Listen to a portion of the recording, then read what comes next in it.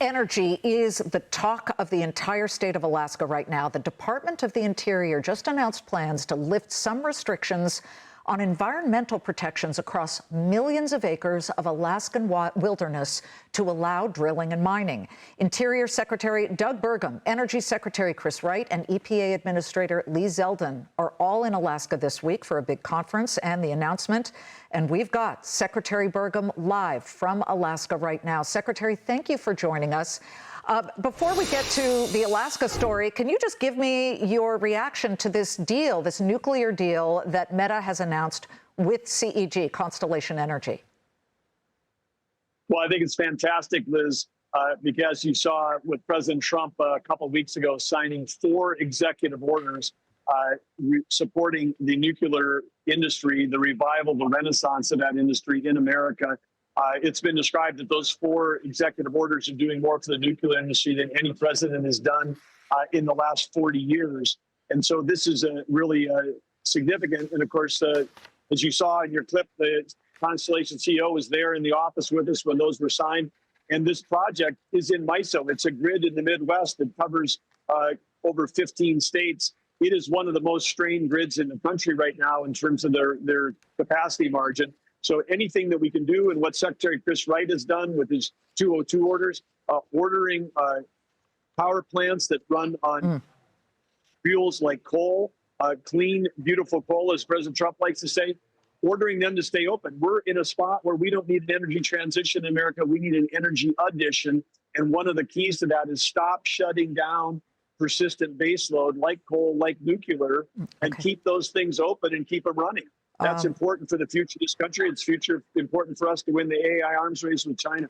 Yeah, some people would say coal isn't exactly clean. That's why all of the coal companies needed scrubbers. But I don't want to talk about coal. I want to talk about why you are where you are right now, and that is in Alaska, opening up millions of acres of wilderness, I guess, but it's going to be for building out pipelines, both LNG, liquid natural gas, and actual fossil fuels. So tell us where you see the best opportunity here. Well, there's opportunities all across the North Slope of Alaska.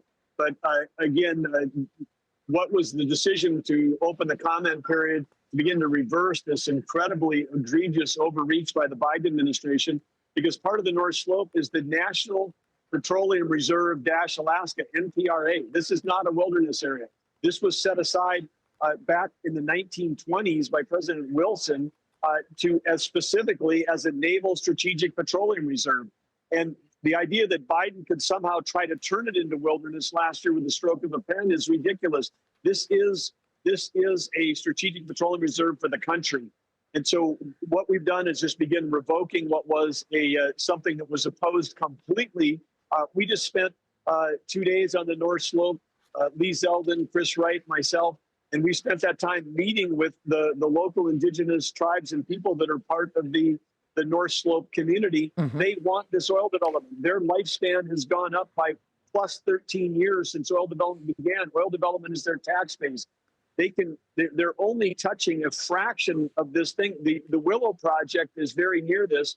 That encompasses put 1 on the top of the fraction and put 160,000 on the bottom of the fraction. The Willow project is 160,000th of the land inside the NPR area. There's complete ability for us to maintain rich caribou herds, polar bears, all the waterfowl that migrates up and back every year, do all of that across these acres and have no impact on the environment, but still allow the same kind of freedom and prosperity for those citizens as anybody else in our country. And no impact on the tourism. I mean, Alaska is a huge tourist state, and we've got about 35 seconds left because we're coming up against the closing bell.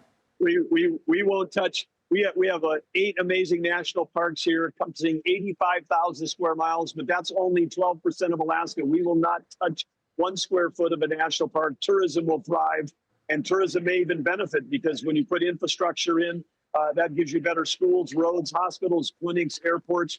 All of those things are benefits for the tourism side. They can absolutely coexist. It's great to have you, Secretary, and I think you just made some people feel better about this announcement. We do appreciate